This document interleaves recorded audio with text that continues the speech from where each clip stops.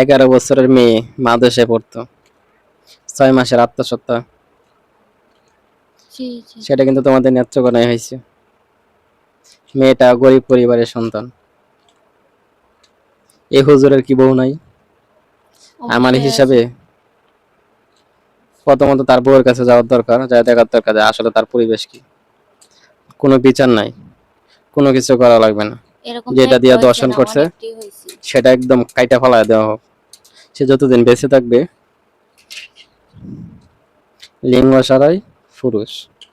এরকম করে তো মাদ্রাসা অনেকটি বন্ধ হয়েছে।